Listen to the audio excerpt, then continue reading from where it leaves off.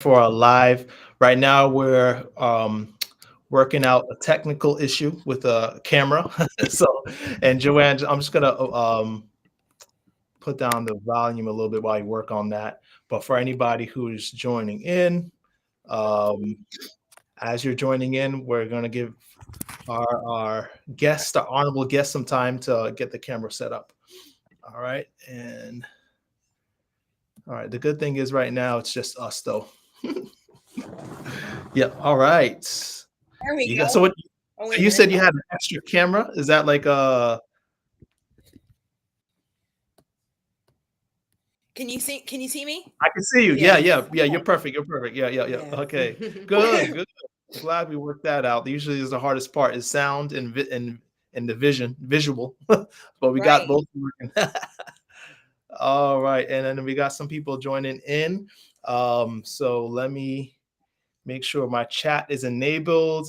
And as you guys are joining in, welcome to Diabetes 180. We have a really exciting topic to discuss today with Joanne Voorhees. Right? Did I say that last name right? Yeah. Voorhees, yes. Voorhees. Yeah, my wife would probably say it better because she's from Holland. So, well, I guess well, not her from Holland, but she knows Dutch. So, Yeah. of course, for all the guys who haven't probably not have the pleasure to meet Joanne, I have, and she is awesome. The book, and I really feel like she's well qualified to talk on our topic today because the book that she's written, honestly, Joanne, that book is. I've written a lot. I've read a lot of books on diabetes, and I have to say that yours is probably the most practical, straightforward. I mean, as far as much as you include in your book, most practical book on diabetes that I've read. So Thank for you you guys so watching, much. no, yeah, it's true. And for you guys are watching, please, Joanne, let us know, let everybody know at the end of our talk how you can get a copy of that book and how we could follow you in your journey. Okay. Doug is coming in saying hi from Vermont. All right, that's also Doug. right. So yeah, let's do this. As you guys are coming in, tell us where you're from. Bob Hudson says hi, Coach JJ. Yep, that's what she's known Oh, as. hi, Bob. Yeah. So yeah, you guys in the chat, don't be silent, don't be shy. Let us know where you're tuning in from, and we'll glad to welcome you here.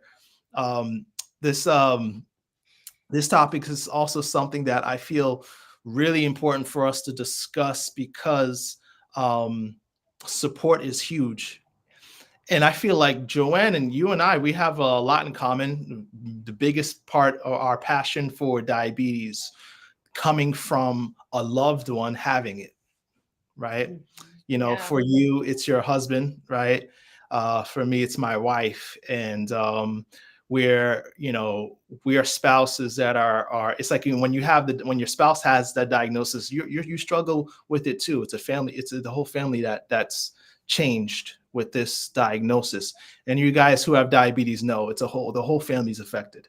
It's not just one person. Yeah. What you want to laugh?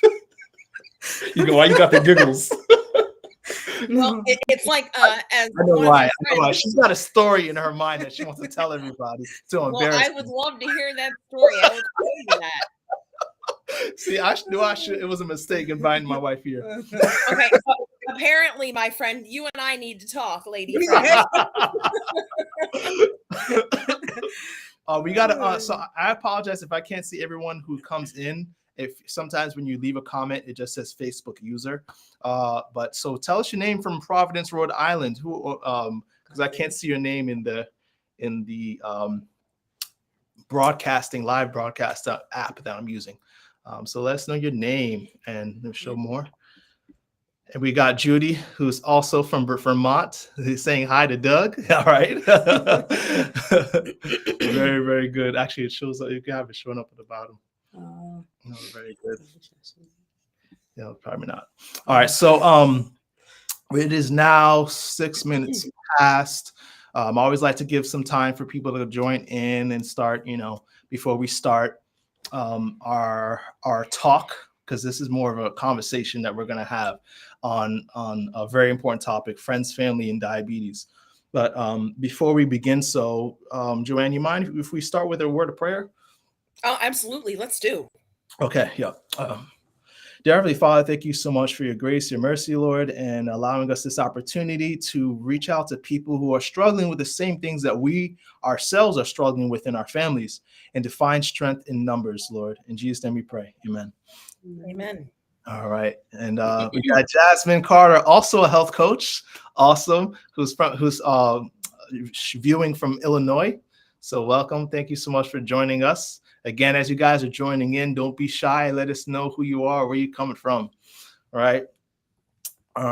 So you guys obviously know the topic that we're going to be discussing. Um, and if you have questions as we discuss, if you have comments, advice, this is something I want everybody to gain from. I'm not perfect in this health journey. None of us are, right? But of course, Coach JJ is pretty close.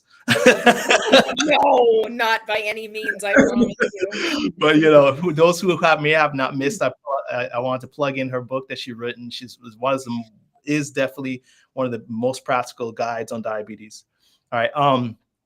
So I want to start off with this, first question by reading a Bible verse that many of us are familiar with this concept. Even if you haven't heard this verse, Ecclesiastes chapter 4, verse 10 to 12 says, "If either of them falls down, one can help the other up. But pity anyone who falls and has no one to help them up. Also, if two lie down together, they will keep warm. But how can one keep warm alone? Though one may be overpowered, two can defend themselves. A cord of three strands is not quickly broken," right? A cord of three strands is not quickly or easily broken. Words written by the wisest man to ever walk this earth, Solomon, King Solomon. So with that being said, our first question that I would love for you to help us out with, Joanne, and my wife and I, we could try to answer these questions too in our experience. Sorry, how important is it, especially keeping in mind this concept of the three-chord strand be broken? How important is it to have family support and the support of your friends when you're suffering with diabetes? It's everything. It really is. Because diabetes, it's a complex condition. And it can easily have a person thinking that there's no hope for the future, that they're just going to get sicker and sicker and end up losing a limb or dying. And so there's a strong emotional side to it.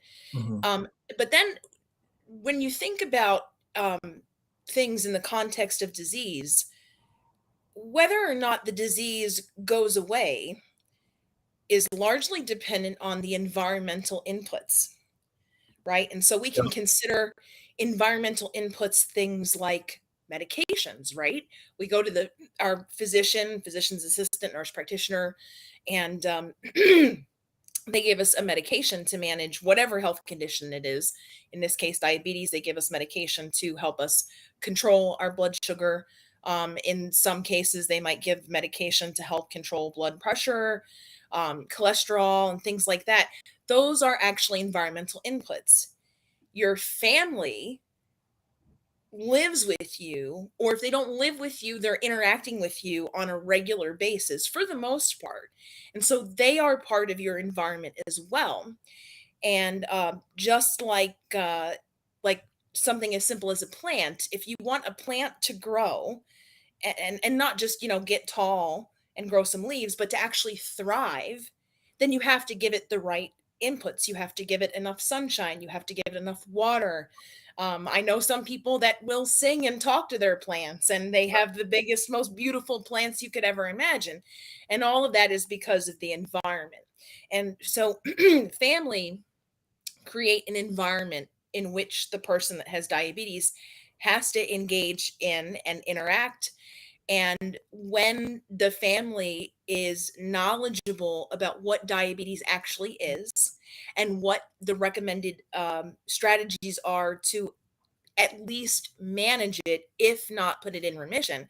If the family has an understanding of that, then they can provide those additional things to help support the individual suffering with this when they feel like they can't do it anymore. Mhm. Because it is not an easy condition to live with. Yeah.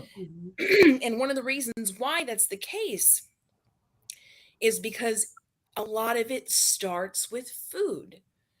And, you know, take for instance somebody that has a problem with alcohol. Well, you don't need alcohol to survive. You can live without it. And for a lot of people, if they're struggling with alcohol, out of sight, out of mind. If it's not in the house, Yeah. they're not gonna, be drinking. They Yeah. might think about it, but it's not there for them to have. Food is in our house constantly. Yeah. Food is on every street corner that we drive past as we're going through town, and our bodies require the food. So then we have to look at, well, what kind of food, what's in the food that we're eating. And a lot of us have habits of eating food that's not so great. And in those moments where, we, had a bad day at work and we're really upset with our boss and we just want to cuss him out, and we're driving home and we, run past the McDonald's or the KFC or the Dunkin' Donuts or whatever, and we're like, I just want to get, X, Y, and Z food. Mhm. Um, the family, like, let's say, it's we'll throw Bob under the bus for a second since he's watching. Let's say Bob is, driving, and he's thinking about how angry he is, and he, calls his significant other and says, "Oh, I'm just so upset, the boss did this or that. I'm right by the Dunkin' Donuts. You want me to get something?" That family member has the opportunity to be a positive reinforcement Mhm. and say, "I know you're stressed out, and man, it would be so awesome to like eat that Dunkin' Donuts or the KFC or whatever. Mhm. However, we have some stuff at home. Why don't you come home and we can work on cooking something together, and then you can tell me about your day, and we'll figure out, some way to address the problem, or Mhm. we'll, spend the time together cooking, and we can forget about the problem." It makes it way more difficult if the family is not on board and doesn't consider diabetes to be as serious of a condition as it really actually is. Yeah. And something that I see all the time in the diabetes groups that I belong to is that, and I see this, and doesn't matter if it's male or female, doesn't matter, which relationship partner uh, Mhm. is there. It's well, I don't want my husband to suffer just because I can't eat this thing. Yeah. Or, That's well, I know I shouldn't buy this, but I it's for the kids. I Yeah. don't That's the big one that I hear all the yeah. time. Yeah. Mhm. And that's not the right direction to go. Um if we want our family member who's struggling with this to do well, we have to help them Yeah. uh, along the way, and that means providing a safe place and providing positive reinforcement Mhm. and coming up with useful ideas that maybe the our diabetic that we love hadn't thought about. Yeah. Mhm. Um, so I just think that family support is Huge. everything. Is If there you if you have a family member that doesn't take the diabetes seriously, and they say, "Oh, well, I'm going to eat this bag of chips." And the person with diabetes says, "Well, I can't eat that." And then the family member says, "Oh, well, one isn't going to hurt you." Well, Mhm. you can just this one time. Yeah. Yeah. Mhm. That's like direct sabotage It is. of the individual with diabetes Yeah. attempt Yeah. at trying to make good choices. And psychology research indicates that we will often gravitate toward what our significant other and what our children say. Oh, that's huge. They have a strong capacity to change our mind, to make us feel guilty and second guess our thoughts and our decisions on things. And as our friend Irina with Smart Move 360 always likes to say, diabetes is in fact a team sport. Yeah. Here's Yeah. my cat. That's your kid. That's the one making all the noise. Huh? And also, Joanne, I want to pause you for a moment and read Bob Hudson's comment. I think it's a really good advice. You can get the kids their own small refrigerator to keep in their room. That's pretty actually practical. That's something that's some good advice, you guys, for sure. And still answering the question on how help. Before we move on, I wanted to hear Carme's input too on this, because she's someone who has struggled with diabetes. Has made great strides, but still, of course, how can you answer this question yourself, and the importance of family support? It's very important to have family support. In my case, to be honest, I didn't have it in the beginning because we truly didn't understand what it was. Mm-hmm. And I don't like needles. I don't like, well, the medication included needles. So I had to find a way to prevent using those needles. So for me, it was do or die. I have to do this if I don't want to stick myself. So for me, I had motivation because I didn't like taking the medication. Um, so it was different for me, it was, I was on a journey for a few years, taking things out of my diet. So it just got a little more stricter. But it depends on your motivation. Now, if I didn't mind the needles, I probably would have been indulging in everything that was in the house. But for me to be, to prevent having to do that, I know I had to be a little strict on my diet. But I could see where it could be hard for others, for sure, Without family because support. without the family support, yeah. And you made a good point about, in the beginning, it was hard for us, all of us, because when my wife was diagnosed with diabetes, that was before me going to PA school, getting involved in healthcare. So I had the same understanding of diabetes as the average person on the street. And I know my wife Which is nothing. which is not, yeah. My wife would be quick to tell you that how frustrated she probably was when Yes. she's running to the bathroom to pee all the time, and I'm telling you, just drink too much water. Stop He's telling drinking me, water. control yourself. Just control yourself. You need Shame some on you, Lewis. control. Stop drinking water. And obviously you're not going to be running to the bathroom. I'm not pulling over for the 10th time. On the highway driving, Lewis would not stop. I have to pee. Please stop at this gas station. No, just control yourself. Stop drinking the water. Yeah. So I think Mercy. we could use this to transition to the next question, which is, Mhm. what are some practical ways to include members into your support team?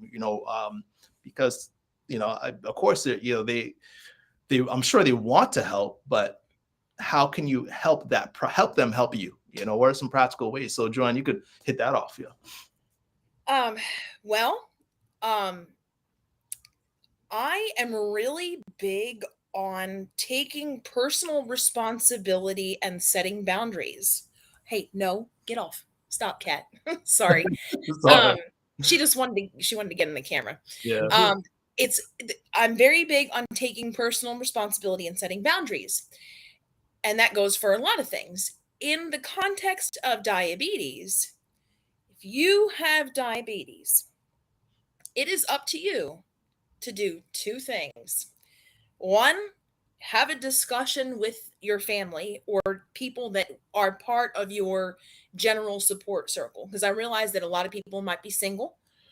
Maybe, their partner passed away, or they, left the relationship or whatever, or maybe they just never got into a relationship or whatever have you. But whoever's part of that inner circle that you keep, um, you have to be upfront with them and say, hey, listen, I have diabetes. and this is a very serious condition, and I'm going to need help and support. You have to be the person to stand up and say that. And a lot of people don't want to talk about their health conditions, but you can't expect the world to know that you're struggling with this and that you need the help unless you take personal responsibility, accept that this is a thing that you have, and let the people know. And I'm in.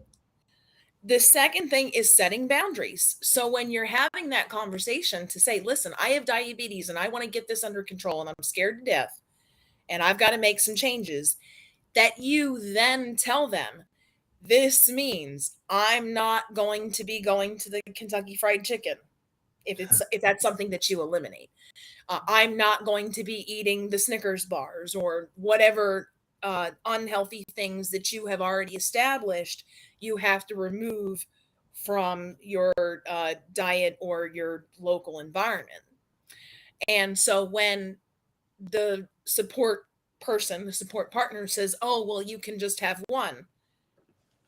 No, I can't. And I'd like you to respect my decision to not have that. Yep. Mhm. Yep. I see lots of people, like as I mentioned earlier, oh, well, but it's for the kids. Oh, well, but my husband really likes this. Okay. Can you stop yourself from eating that? Yep. Can what are you going to, so you want to allow this family member of yours to have this thing that you love, but you're not supposed to eat. Do you have a plan to avoid that? Mm. Um, and that's where I really think, like, back to the taking a personal responsibility. That's where being upfront and being vocal makes a world of difference. Difference. You made a good point in the beginning in saying, how when people speak or sing to their plants, right, and they have the support. So if you think about the natural world grows and flourishes with the support of multiple influences, how much more us as human beings? We can only flourish with the support of those around us, but how can they support what they don't know and understand? And I feel like a lot of people in the chat might really have some experience with this. So if you guys have any stories to share or advice, definitely plug in the chat. Share with all of us how you're dealing with this topic of friends, family, and support. We want to hear from you guys for sure. One thing I've experienced in my practice as a physician assistant is that those patients of mine who come alone to their doctor's visits always fare a lot worse than the ones who come with family members. Yeah, that's huge. It's huge because it says a lot, obviously, about the family support. But the fact that I can now, as a physician assistant, speak not just to the diabetic patient, but speak to the patient, the family members, the mother, the father, or the spouse, or the children, and help them understand the severity of this illness, because they just don't understand. And it just goes back to our experience. When I didn't understand, I wasn't able to support her. But when I finally understood the seriousness, I remember I was going through PA school, like, Carmen, you're gonna die. He calls me on the phone. I did the same thing with my husband. I'm like, the diabetic lectures in medical school. He Oh, they calls me dig right in. away. Calls me I'm right like, away. Carmen, you need to do this, and that. We clean the house tonight.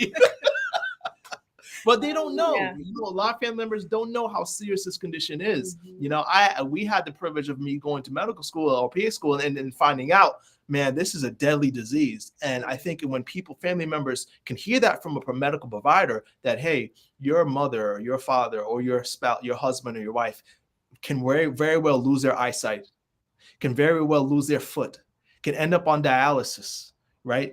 Is likely to die prematurely. They're like, okay, well, I need to help them, so. Well, and that brings us to a wonderful point of how we as folks suffering with diabetes, or really any health condition, how Mhm. we can get our support network to help us. Mhm. Ask somebody to come with you You to your provider appointments.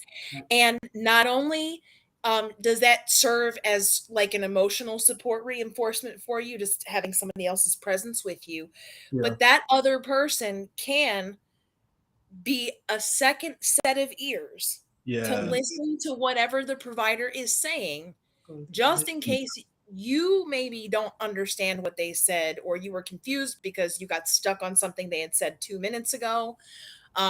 So they can be a second pair of ears.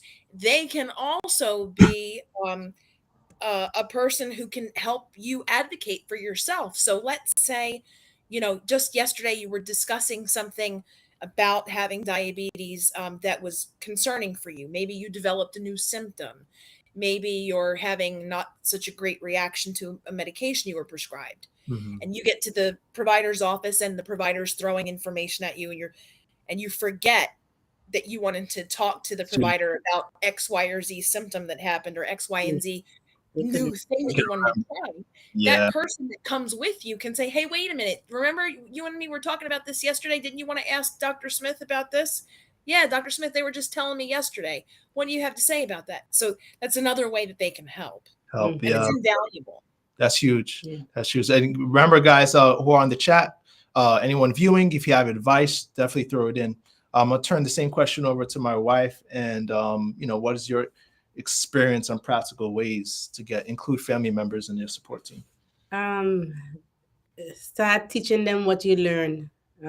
How, the whole what diabetes is, the side effects, everything. Teach them everything you can, and they would, get a big understanding of how you need the support as well, especially for us in our little family. I guess our kids, we had to teach them, show them the pictures and everything so that they can see how important and how deadly this disease can be, so they can understand for themselves and then understand why we are making all these changes in the house. Yeah. So, And before you finish that thought, I want to read a comment here. Bob Hudson says, Coach JJ attended by phone at one of my appointments with my endocrinology office. That's awesome. That's great. I mean, that's a great idea too.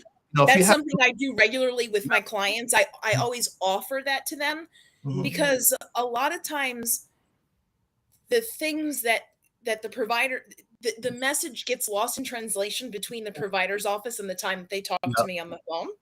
And so if I can be in the background listening, then that helps me better understand where the provider is coming from, because providers are strange beasts. No offense, Lewis.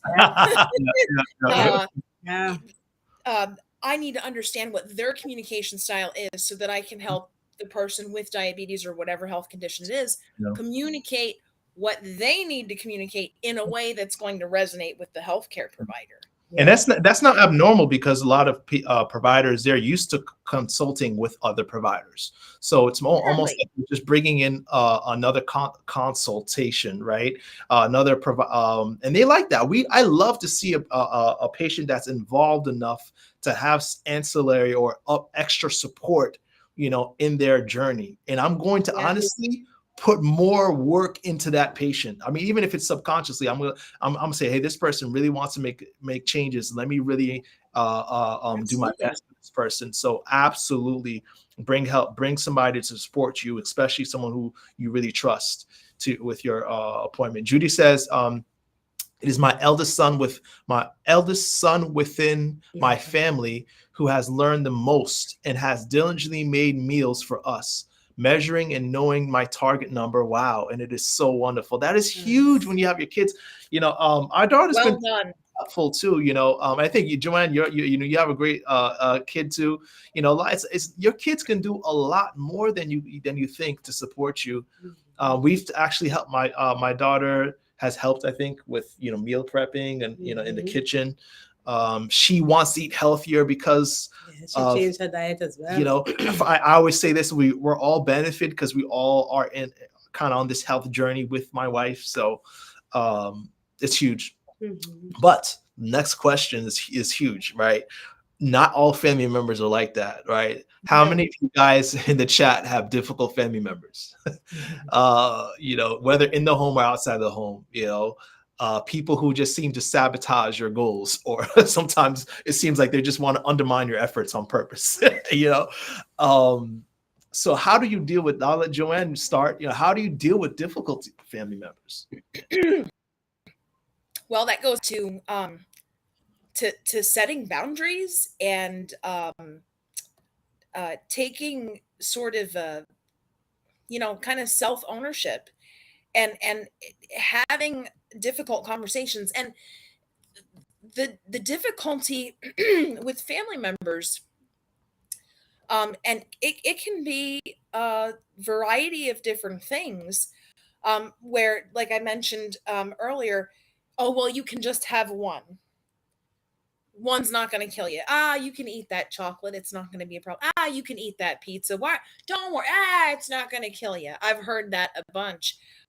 I've also heard the other side of the spectrum, where the family members like, well, why are you eating that? You know, you're not allowed to eat that. You know, they turn into Yeah, the diabetes police, yeah, and the food that police. can become extraordinarily frustrating. Mhm. Um, and I actually wrote a section for the next book that I'm writing, which is all about food, about how to have difficult conversations about food with the family member. And so it's educating the family member and saying, listen, I have diabetes. Therefore, I have to manage my blood sugar. The research and my doctor says I'm not supposed to eat the following things. So I'm going to make a very strong attempt to not do that. You, other family member or person, but I have to. And I would appreciate if you would respect that, even though it's not your personal choice, respect that it's mine. Mm, And I do think that it's important for people to share their feelings. mm. A lot of times we start conversations and we start them with a blame factor. You don't love me. You don't support me. That is more accusing. If we can just share our feelings without assigning blame, Blame. that can go a long way when we're having these conversations. That's huge. So instead of saying, you don't love me, you don't respect me, you could turn it around into a positive thing and say, if you could respect my boundaries with these food choices, that would help me feel more loved and Wow. cared for. Make it about you, you know, like, yeah, not them. And turn it into more of a positive thing. Yeah. Mhm. Um, and I think it's important for people with diabetes or any health condition when they're having these conversations to highlight the benefits that the other person will experience when you are taking good care of your health. Mhm. Mhm. So, for example, a lot of folks with diabetes will find that when they have a meal um, that is, heavy on, the not super healthy carbs and or added chemicals and things like that, that they'll feel very tired after eating Mhm. Mhm. and not feel like doing a task that need to be done, or they'll feel like they need a nap or something. So maybe some stuff around the house has been slacked on and hasn't gotten done. Well, one of the benefits that the person with diabetes can say is, hey, I know it's going to be difficult to change our diet, but I know that if I change my nutrition or I change my physical mobility level, like I get out and I go for a walk or I go to the gym or whatever that may be, if I do those things and you help me do them, it's going to benefit you because Yes. I will feel better. I will be in a better mood. I will be less reactive and less negative. I will have more energy to get things done around the house. Even my mental clarity will be better. So I won't have to ask you to explain yourself or repeat yourself 25 times because I will have understood it the first time you said it because my brain's working better because my body's doing the right thing. Yes. And that Yes. can be something that can help stimulate acceptance and participation on the part of that support network that we have. You know, Yeah. I think summarize you basically summarize three very important things. Number one, set boundaries. Mhm. Number two, make sure you stay positive, keep it positive, right? As hard as that can be, and communication. You know, Mhm. so if setting boundaries, keeping it positive, and making sure you're in communications, with an open communication with those who are difficult, and understand that sometimes they just won't understand because a lot of times people just make it about themselves. If you can't, you know how that is. Sometimes I feel like you just gotta count your losses and say, you know what, they're not going to be able to support me, and just that's it. But you do your part. I like so we have some comments here. Gail wrote that no support. I'm not sure if you mean to say that you don't have any support. We're here to support you though. All right. You got a team right here, even if you don't feel like you have support at home. um, and then I think Abdul. Abdullah. Yeah, I think that's how you probably. Oh, Abdullah. I'm sorry if I'm messing your name up. Writes, I think that the level of sensibilization for the people should be as important as they promote the food and drink that are obviously making the risk highest. So I think you're saying, the importance of communicating what foods are harmful to you, Mhm. like Joanne said. Bob writes, I had to learn to eat in moderation with extended family, right, and load up on veggies and protein. That's yep. Mhm. Sometimes you have to make some adjustments with family. We're gonna actually address family gatherings and family get-togethers too.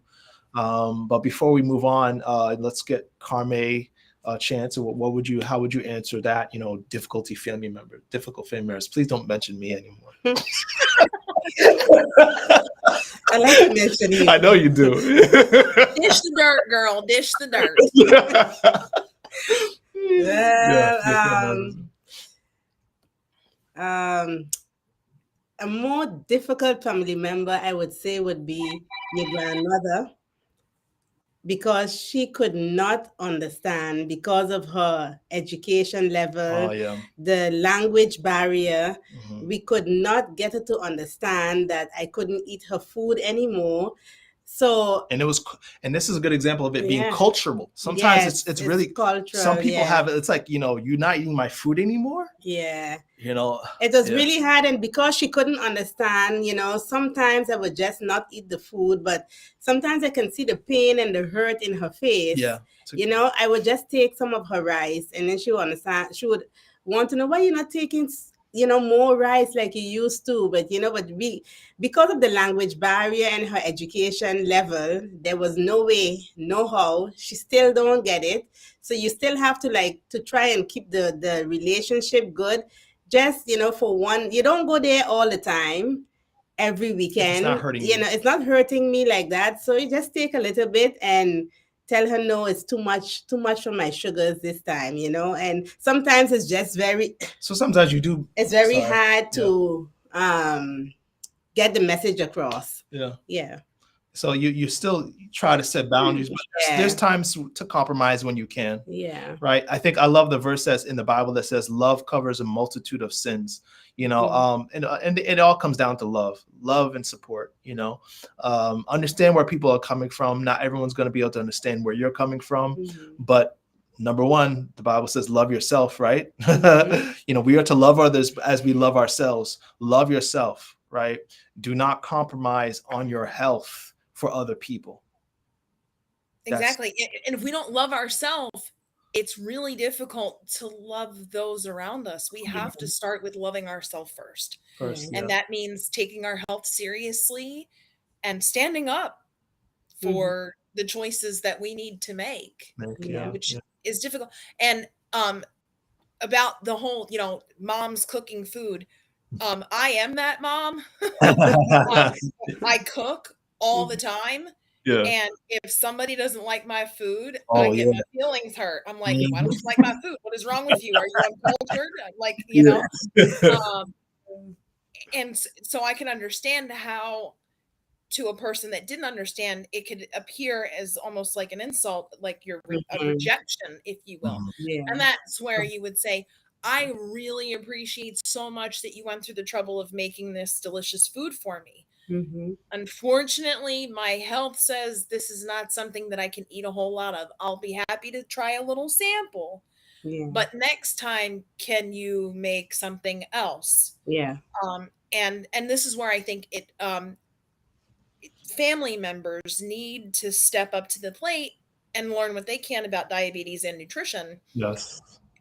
and then they can figure out how to take some of those favorite recipes that they love and find some healthy substitutions Yeah. That's for what them. she do. Yeah. Yeah. Yeah. Very good advice. Very good advice. And I love how you said it too. Like, in the end, you're helping them too. Because if you're healthier, your mind is clearer, right? Mm-hmm. You're not to mention that you've now added years to your life. You're supporting yourself and putting yourself first. You're really putting your family first. And sometimes they may not Ultimately. see that. You Mm-hmm. are Yeah. putting them first. So next question is also important, I think, to answer because a lot of us have kids in this chat, right? And they need to eat and they got their needs. A lot of us have significant others too. How can you stay consistent with your diet while being practical, preparing meals with multiple needs in your home? You know. Well, um, that starts with getting rid of the idea of, well, I'm the one with diabetes and I don't want to make anybody else suffer. There seems to be this prevailing notion that when you have diabetes, that you have like a life sentence, and that life sentence is going to be that you have to eat chicken and broccoli that tastes like cardboard for the rest of your life for every single meal, Yeah, and yeah. that you can't um experiment with new things, you can't try new things, and it's gonna be boring, it's gonna be difficult.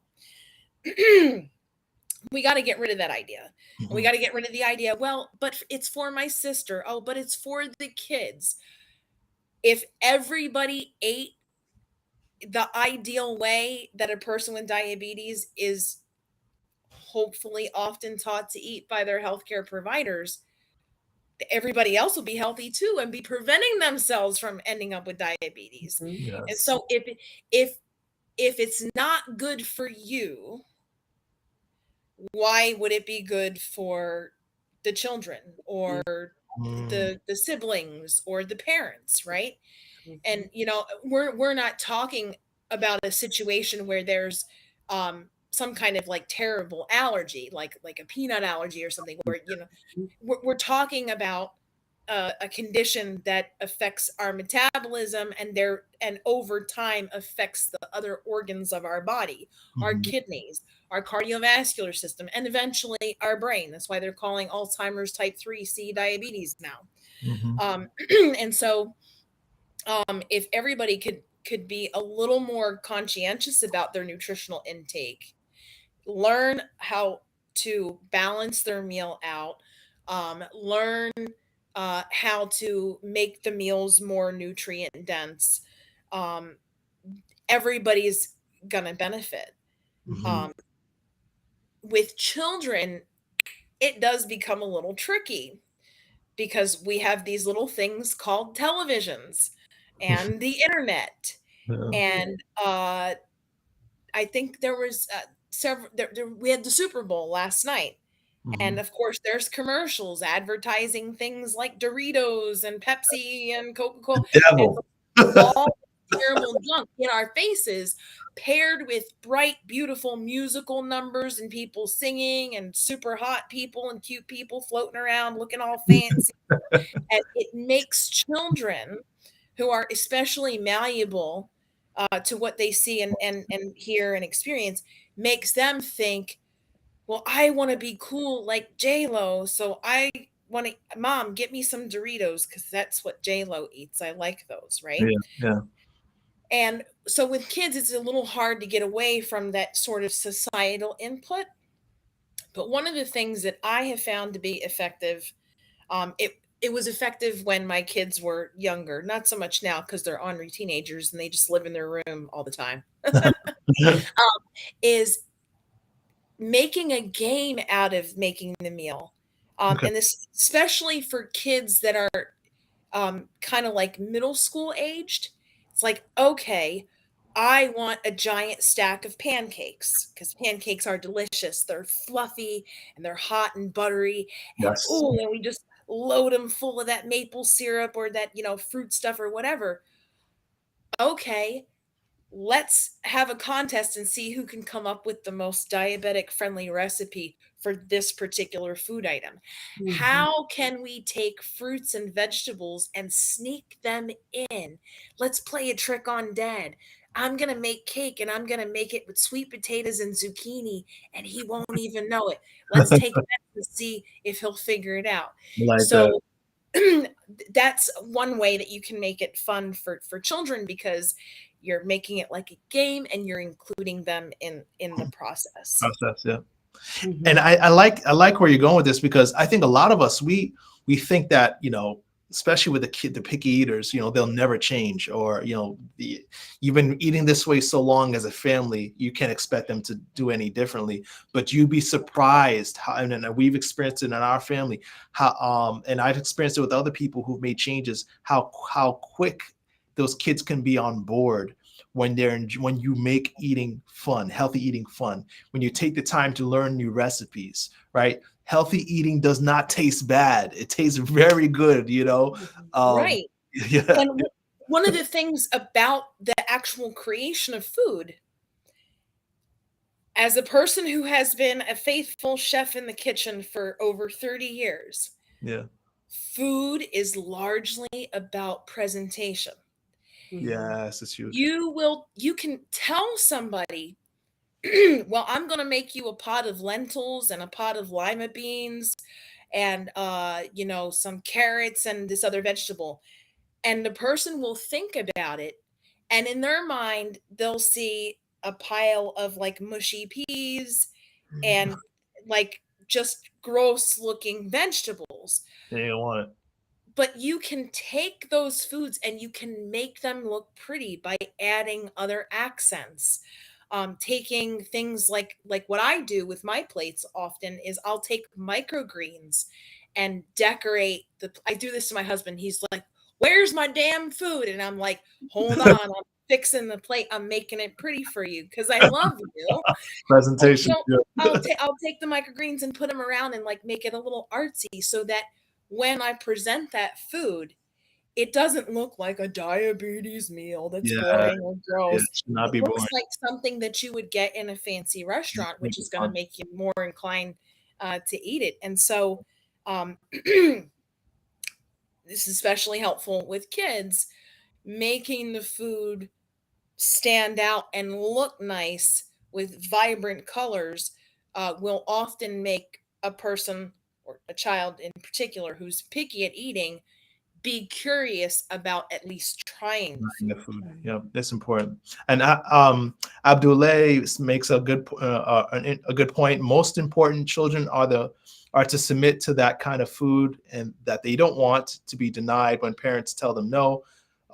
So if we teach them how to eat healthy since they're young, from a young age, basically, I think what you're saying is if you start from young, it's a lot easier as you get older. Of course, now if you do have those older kids, as you said, ornery, it's hard to make those changes. One thing I've heard people do is at least set some kind of limits. You might say, okay, everyone is allowed to have their one favorite snack, and when you go shopping, and that's what they limit. Set some kind of limitations, so that they can understand that you're not putting them in food prison, right? This is not some kind of concentration camp, diabetic That's what concentration camp, works for us. right?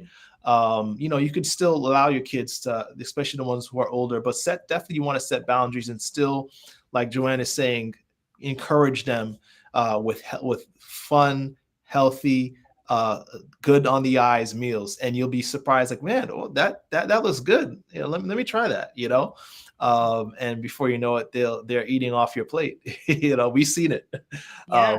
We've definitely seen that. What are you gonna say? Um, for us, it was kind of a hard transition for my daughter because of this very non-supportive husband in the beginning. he would take the girls out and they would have their cheat nights and cheat days. Oh, we had a lot of cheat nights. And I'm home and not eating the stuff or telling them they shouldn't have those things. But now he is very supportive and actually, always eating the same way I am. So my daughter, she is learning now that she has to also come on. And for me, I chose to be very harsh in a way, like, let her eat what she wanted to eat in the beginning. I stopped cooking 2 pots. So I cooked 1 pot now and everybody eats the same food that I eat. Yeah. You got to set a standard. Yeah. I stopped buying processed food. No processed foods comes in the house. And my daughter, I tell her, you know what? This is how we're eating at home. If you're at school or you're with your friends, you eat however you want. I can't help that. But one time she got sick. And she's like, oh, I'm not feeling good. I was like, that's your business. I didn't give you nothing to eat. So she was vomiting. I was like, come clean it up yourself. Come, you vomit. I'm not cleaning it up because I can't deal with vomit. I was like, okay, get a bucket. Come and make some tea for yourself. I let her take control of her sickness because that is the way she wants to eat, right? So after a while now, she started to say, you know what? She's going to try and eat like us. Or when she started to get sick, she was like, I want to eat raw for a little bit. All of a sudden, she wants to eat raw, that up to the point now that where we are, she is just eating exactly what we're eating. Yeah. She didn't like quinoa. Now she's eating quinoa. And this week, I started to teach her how to actually cook. So I told her she's going to cook the curry and the rice. And I gave her the recipes and I tell her, you in the kitchen, if you need any help, you call me. Yeah. So she is, by experience, she is learning that if she eats, all these processed foods too often and gets sick, nobody can baby you to health. Mm-hmm. You have to go through the hard times. Mommy is not going to be rubbing your back because you're a teenager now and you chose to eat that. You have to choose to nurse yourself to health. Yeah. So that, because she's a teenager, that is the way I took it on, and it was successful for me. Yeah. It wouldn't work for everybody else, but that worked for me. Yeah, everyone has a different dynamic. Yeah. I've had to do the same in my house. I've got I have one child that absolutely loves Coca-Cola. Mm-hmm. And I've tried doing the education piece. Hey, did you know that stuff can eat the paint off the hood of a car? Imagine what it does to your stomach. Yeah, and they're like, whatever. You're just a health nut, Mom. We don't want to hear it. Yeah. Well, now I don't buy the junk food. Mm-hmm. I'm the one that does and they'll complain to me and I'll say, do you earn money? Do you have a job? You got a paycheck? You paying for the groceries? Oh, no? Okay. Well, I'm the one that's paying for the groceries. So I'm doing the grocery order. Yeah. Mm-hmm. And then, I'll allow them to have like one treat thing. Mm-hmm. And in the past, they have gone through that treat thing. They eat the whole thing or they drink the whole container. And, oh, well, I want another one. Sorry. You had your one thing. That's it. Yeah. The rest is what I'm cooking. Setting boundaries, If you don't like it, I guess you don't have to eat. You're not going to die if you fast for a day. Yeah.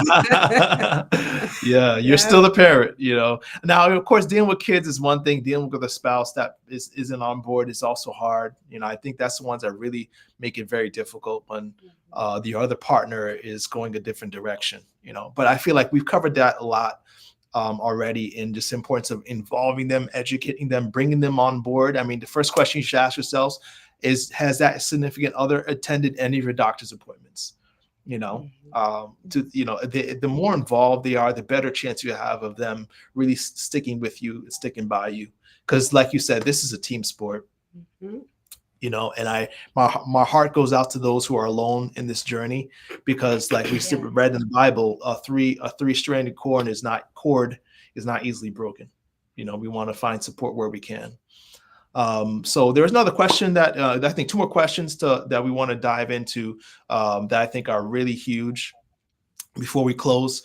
One is family gatherings and outings. You're invited out to eat, you're at a family gathering.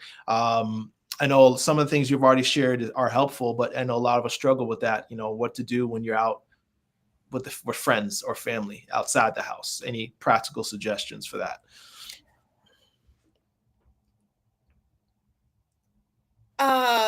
Well, in terms of know the place that you're going to ahead of time, take a look at their website, take a look at their menu. Most places have something that you can have. It Yeah, might that's true. be a salad, but for the most part, most places will have probably a few different items on their menu, or they you will be able to ask your server to make some modifications. Mhm. But to educate, you got to educate yourself before you go. Go. Yeah. Don't show up to the place, especially if you have a bunch of other family members or friends and stuff that are showing up, and just, well, I'll just figure it out when I get there. And then everybody's ordered and everybody's starving to death. And then they get to you, and then you're sitting there, I don't know what to get. And you're hemming and hawing over the menu because Yeah. the angry is going to kick in from everybody else. Angry. You and your diabetes holding us up. This is Yeah. ridiculous. Yeah. Yeah. Yeah. So Have a plan. educating yourself and planning ahead of time is very important. When it comes to family gatherings, unless there's some kind of weird rule in your family that, like, mama is the only person that's cooking and everybody's just going to eat what mama cooks, bring something to offer for everybody else. So, Yeah. like, Yeah. a lot of families do the potluck dinner, which I think is a great thing. And so make sure that you bring something that you know that you can eat, so that you're not stuck, either having to sacrifice your commitment to your health and eat junk that you're not supposed to, or you're not going to have to starve to death. You'll have something there to nourish you while you're hanging out. But then there's mom or grandma or auntie, or it could be uncle too, who knows. Yeah. Well, I made this, aren't you going to have some? The pressure. It's like you said with your mom kind of got that pained look in her face when you said, I can't eat that, it's too much, right? And that's where I would come back and say, I know that you made this delicious food. I have to mind my diet, but actually, I'm not here for the food. I'm here for you. That's Yeah. nice. I'm way more concerned about hanging out with you, listening to you tell stories, holding your hand, playing games, whatever it is. I'm here for you, not the food. Yeah. Yep.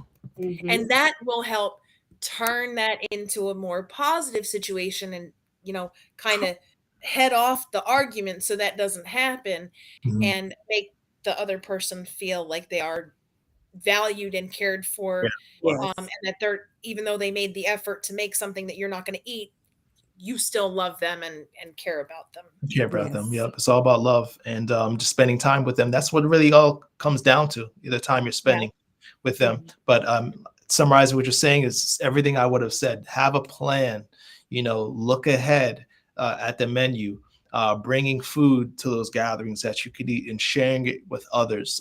Those are very practical tips. And another thing I've heard people do, and I think you've done this sometimes, is nothing wrong with eating before you get there. Load up a little bit. You're not going to have a lot of options, especially if it's a restaurant that only has salad. My wife is like, my wife don't play when it comes to food. Okay.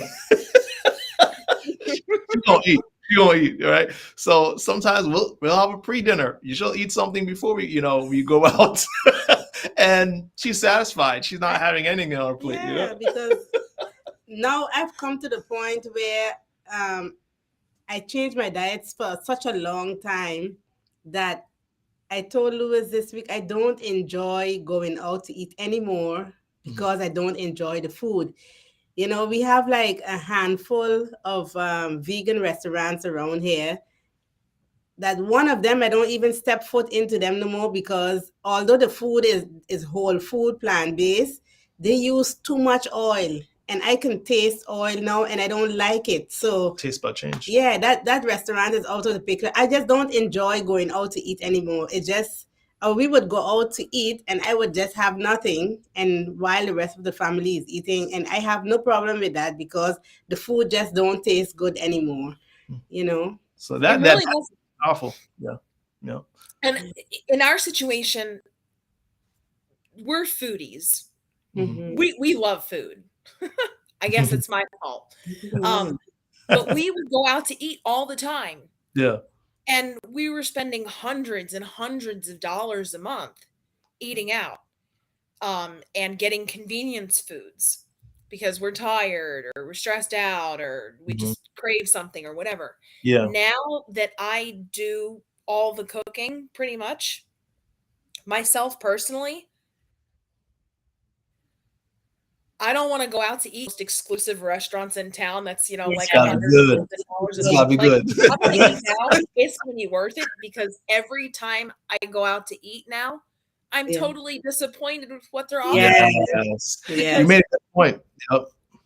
it's like it's not good, and I Yeah. can taste the chemical additives that they Yes. put Right. in food, Yeah. Yeah. Yeah. and it's like, I want to man, highlight it's so that. gross. I want to highlight that because I think a lot of people don't realize when you get on that's why I'm a big proponent of eating real wholesome food. Mm-hmm. When you eat wholesome food, what people are now calling whole food plant-based diets, your taste buds literally change. They do. They awaken to the real flavor of what food is supposed to be. Once you start eliminating the processed junk out of your diet, it takes some time, but I encourage you, you'll get to the point that the food you eat is so rich at home that the food you eat outside the home is bland. It's or too sweet or too much, too extra, because all the real stuff is replaced by highly processed stuff, sugar, fat, and salt. I want to say something. Yeah. We are since we moved to Portugal now, we're trying to go and explore a new city, once in a while. And we were planning to go to Aveiro today. And we said, okay, this is a vegan restaurant. Everybody is talking about it. Let's go today and we'll eat at that vegan restaurant. And here they have one meal of the day, and it's the only thing on the menu. So we looked at the menu last night, and the menu was curry chickpeas, rice, and lentils. And that's exactly what I cooked last week. And it was like, no, we're not going. We're not going We could probably because do it better than them. we already ate that this week. So we're not going to that town this tomorrow because we already had that same exact thing on the menu. We're going to go on Wednesday and try out something different, Yeah. So yeah, it's very you have to really plan for it because I think it's freeing. yes, It's very freeing when you learn to eat wholesome real food, yeah, and put the effort into making meals at home that are fun and taste good. And especially considering these times of economic adversity where the costs for everything is going up. Yeah. You save so much money. Oh yes. Yeah. Not only on just the food, but on the gas to drive to the restaurant and the time to have to sit there and wait, and it's just so much better when you do it yourself. And I know that a lot of people will say, well, I don't cook like that, I don't know how to cook. But you can learn. That's why there's a whole World Wide Web full of information. And yes. Joanne, I'm sure you got a collection. So if anybody needs help, she could provide recipes. I could Diabetes 180. We have over 280 recipes, that you guys can access. So definitely. Last question. All right. So we've been here over an hour. This is awesome. And I think this is probably the more heartfelt question. I think the one that really is important to answer for our family and our friends who are out there, especially those who are going to be watching this on the playback. How can family and friends encourage someone experiencing diabetic burnout? What diabetic burnout is that feeling of overwhelm where you don't care anymore. You've experienced it, I'm sure. I think every diabetic has experienced it where they just, what? I'm eating whatever I'm going to eat. You're all going to die of something, whatever, right? Or, maybe you never said that, but a lot of people say that. Yeah, a lot of people do. Just they felt so overwhelmed that they're like, you know what? They just literally quit on their health journey. How can we as family and friends lift those people up without being too judgmental? Obviously, that. I have experienced this with my husband, Mhm. who is the diabetic, and he has said exactly that line. Something. I'm gonna do what I want, right? Mhm. Yeah, And yeah. you know, that's difficult for me as a healthcare provider going, "Oh my god, you're going to eat that. Your blood sugar is going to go up to like 300 and then you could be in diabetic ketoacidosis." But going to that person and saying, "Oh my god, you're going to ruin your life. You're going to that's not helpful in those moments of the burnout.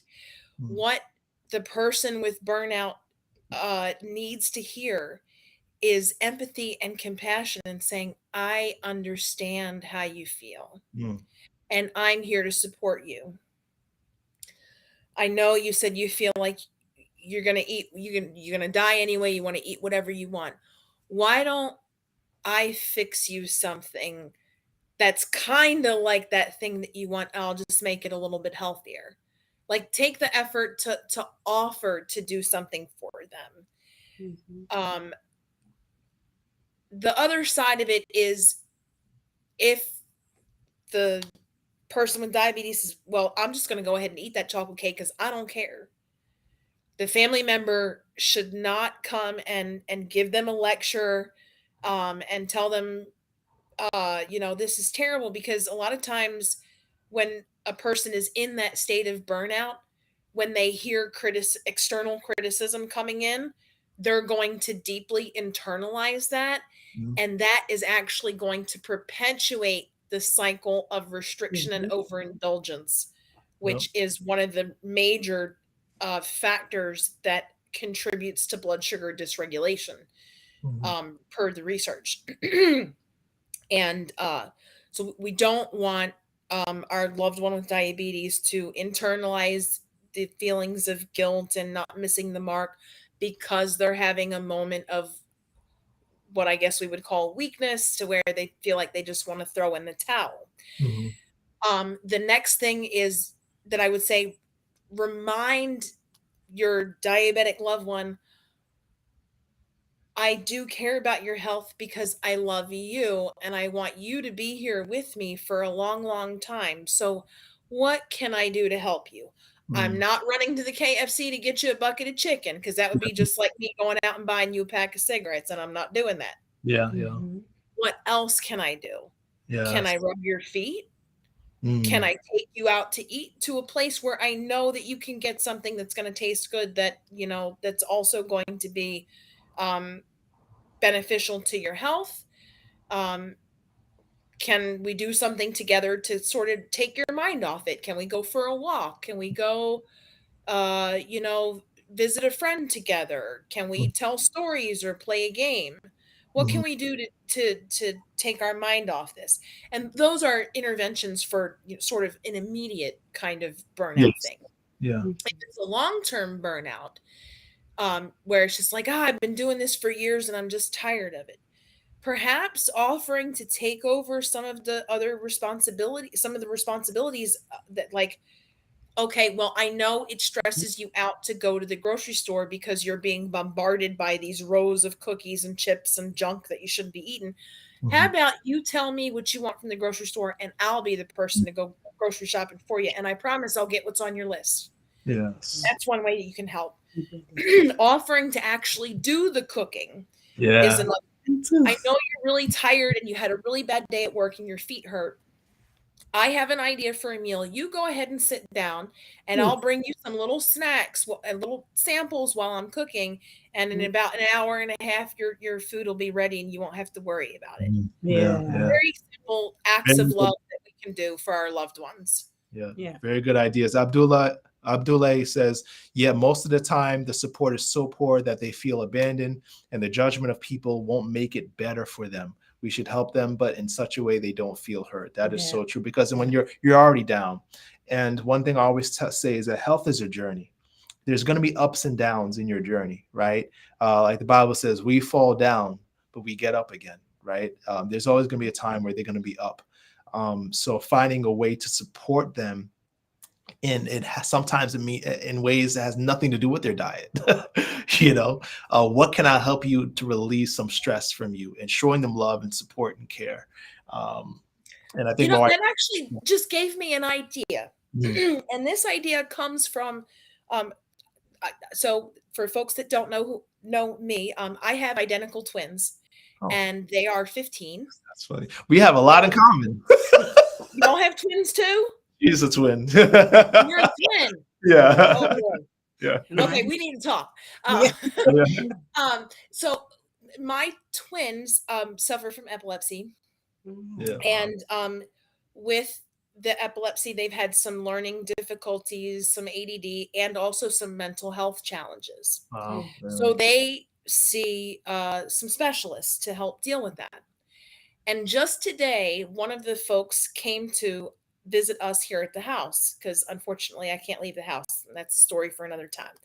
They came to the house, and every so often they have a paper that they want the kids to fill out that say, these are the things that trigger me. This is how I feel when that happens. Here are things that I know that I can do to help myself feel better when I have a trigger episode. And here's things that my family can do to help support me during this time. I need to create one of these sheets for folks with diabetes, right? It's huge, Yes. And you know And why? so, Because people aren't going to tell you. A lot of times they're not going to tell you what's wrong. You have to ask them, and I like that, because it's like giving them an opportunity to share what's on their heart, what's really burdening them. And sometimes as the family, I'm talking to the family and the friends of someone who has diabetes, just simply ask them, how can I help you? How can I support you? What's going on? Right. and the person that has diabetes could fill out one of these sheets and Yes. give it to their significant other and say, okay, right now I'm in my right mindset. Yeah. Everything's cool and everything's fine. But there's going to come a day.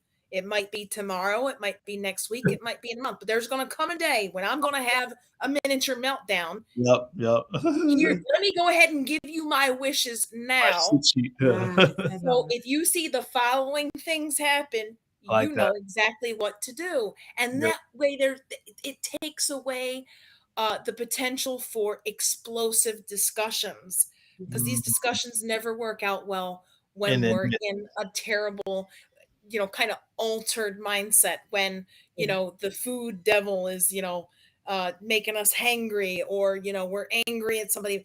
We can't have this thoughtful discussion. So taking taking the opportunity to be proactive and think about, okay, if I'm feeling like this, what do I want my family member to do for me?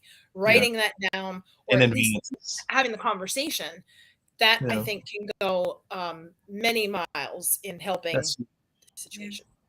So I love that. Yes, I love that. That's really good. What were you gonna say? I was going to say something. I thought so. I mean, I'm sure you've felt diabetic burnout before, right? It comes and goes, maybe. I have. I guess the I'm trying to think about when my burnout was the worst ever, and it wasn't with my diet change. It was actually when I was on medications, and I was on the raw vegan diet, lost 50 pounds. Then I was diagnosed with diabetes and was on insulin and gained 30 pounds. And the doctor told me that, oh, that's normal. You shouldn't gain anymore. And I left his office and I was like, I'm not taking another ounce of insulin. And that is when I said, you know what, I don't care anymore. And what enhanced that is that I was working in the doctor's office, and every Monday I go to work, I was 5 pounds lighter. I was like, this is great. Yeah. I'm going to just continue this, not worrying with anything. And I was able to lose 25 pounds by doing that, but I also lost my eyesight. So that is when I had to stop that and really try and see what I can do to, that's when I really got serious about the diabetes, because I should say, when I realized that I can't rely on the doctor, I have to do my own research and see what I could do to reverse this. Yeah. you know. I think the takeaway from that is that you go through seasons. Through Yeah. when you have diabetes, you go through seasons. There's Yeah. going to be times you really feel discouraged. It doesn't last forever. Yeah. It doesn't. But of course, with the support of family and friends, we could shorten that time of discouragement. And I like Joanne's ideas about writing. the cooking, and because I plan to have a burnout next week. You can Oh. cook next week. Yeah, you see, now she already got her list, man. You can rub Thanks, my Joanne. back. Thanks. all list of needs. But yeah, we have really I think really discussed this topic well. I think we did well. Joanne, you did great, of course. Thank you. As I expected. So first off, how can those who are watching now or on the playback, how can we find you, especially maybe if we want to get a copy of that book? So my book is available for sale on Amazon, and the book is called Diabetes 101 Playbook Journal. Let me repeat that, Diabetes 101 Playbook Journal. Just put it in the search bar on Amazon and it'll come up. It's available in both ebook and paperback. I really recommend people get the paperback because the book is actually designed for you to be able to record your blood sugar numbers, record the items that you're eating, and record how you're feeling inside your body and some things that you can do to help improve your health.